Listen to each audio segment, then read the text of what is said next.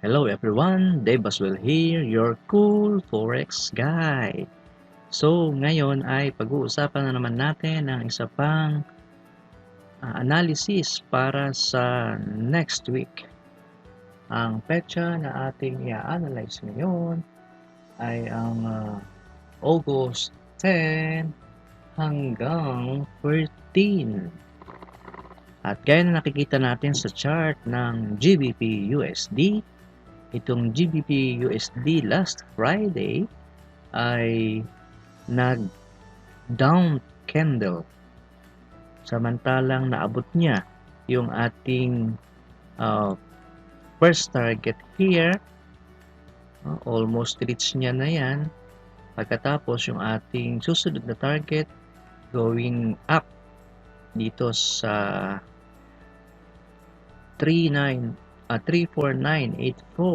Yan ang susunod na target. Pero syempre, bago niya ma-reach yung target na yan, so pwede siyang bumagsak or mag-pullback dito sa ating support na 1.28116 or para sa round number 1.2800. Diyan siya magbabounce. Tapos tsaka lang siya aakyat at mahit yung ating target. Ito yung ating target. O kaya naman, pwede niyang lampasan itong 1.28 at pumunta siya dito sa ating rectangular line na 266. So instead na dito lang siya babagsak para mag-hit yung ating support, pwede siyang dito pupunta at dito natin siya aabangan. Yan. Ganyan ang pwedeng mangyari. So bababa siyang ganyan, tapos aakyat siya para sa ating target.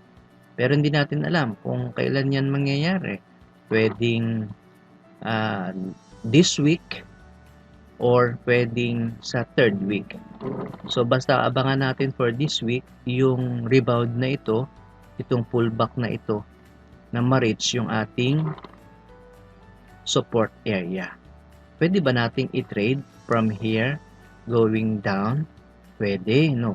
Kung pupunta tayo sa ating 1-hour chart, yan, so maghahanap tayo rito ng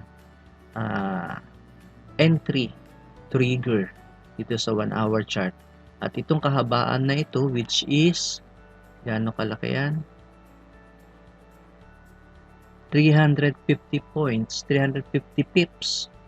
No? 350 pips ang ating pwedeng i-goal by this week. Pagkatapos nun, on the third week of the month ng August, pwede na nating abangan yung pag-akyat niya going up. So, hindi natin alam kung marireach natin hanggang sa matapos yung August dito sa second target nito. So, gagawin muna natin, ito muna isa na ito ang ating first target, tapos ito yung second target. Basta abangan lang muna natin yung pullback.